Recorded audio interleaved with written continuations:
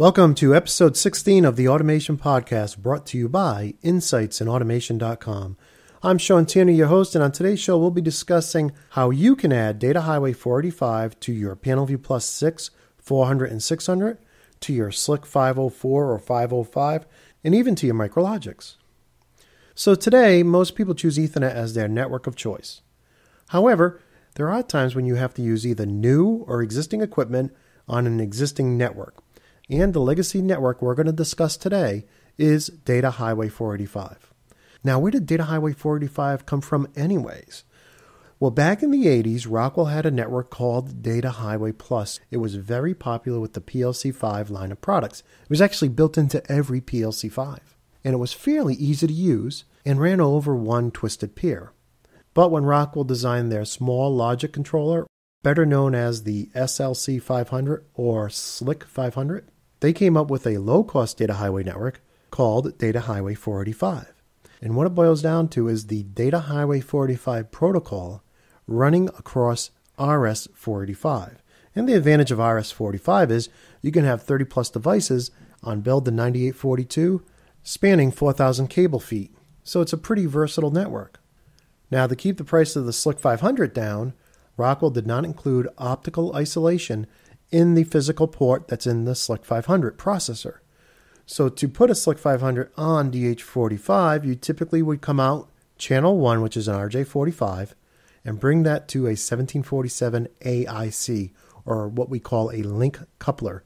That way you meet the NEC requirement to have optical isolation between your PLC and your PLC network.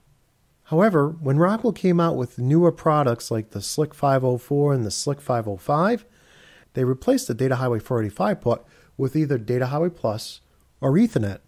But what most people don't know is you can still have your SLC-504 or 5 communicate via Data Highway 485 protocol out the 9-pin RS-232 channel 0 port. However, because it is RS-232 and not RS-485, we need a converter, and Rockwell makes the 1761 NET AIC to make that conversion. Now, the 1761 NET AIC was originally designed to perform that same exact task for the MicroLogix. In fact, all MicroLogix products, except for the MicroLogix 1000 produced prior to June of '96, support DH-485 protocol out of channel 0. But channel 0 on a MicroLogix is a mini DIN or a circular 8-pin connection, not a DB9. So the cable you would use to connect the NET AIC to the DB9 channel 0 of a SLC-504 or a SLC-505 is different than the cable you would need to connect that NET AIC to the mini DIN circular port on a MicroLogix. But the result is the same. In your RS-Logix program, you will change the protocol that channel 0 speaks to Data Highway 485, and the NET AIC will convert the electrical signals from RS-232 to RS-485. Like the MicroLogix and the SLC-504 and 505, the PanelView Plus has the ability to speak Data Highway 485 protocol out its DB9 COM1 port, which typically we didn't have to do with the standard PanelView Plus. But when Rockwell came out with the PanelView Plus 6, 400, and 600, they removed the ability to add a communication module to the back of the unit. The port's completely gone. You just can't use that communication module anymore.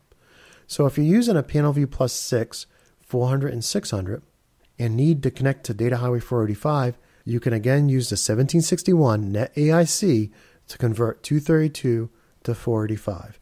You just have to remember, when you add the driver to RS-Links Enterprise, choose Data Highway 485 because you want your PanelView to talk the Data Highway 485 protocol. Now, one final note about the 1761 NET AIC. It requires 24 volts to operate. You can either wire in the 24 volts to the bottom of the unit, or if you're using a MicroLogix, you can use the mini DIN port on the front of the 1000, 1200, or 1500 to provide power via the mini DIN port on the NET AIC. If you're using a MicroLogix 1100 or 1400, you don't want to use the NET AIC at all. Instead, Rockwell has removed the power pins from those processors and replaced them with native 485 pins. So you can buy a 1763 NCO1 cable to put your Micro 1100 or 1400 directly on RS-485. with no need for the NetAIC. Now, I know I passed on a lot of information in this podcast. Don't feel like you have to rewind it and take a bunch of notes. I'm actually going to link in the blog post for this podcast to the automation blog where I've written articles with all this information in it. And that wraps up this episode of the Automation Podcast. If you have any questions, comments, or corrections, please feel free to share them with us. Just reply to the blog post for this podcast at theautomationpodcast.com.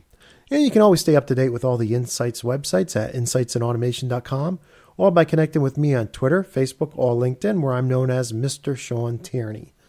Now, before we go, let's take a look at what's coming up on our next podcast. Tune in for our next podcast, episode 17, where we discuss how you can get free Allen Bradley training materials.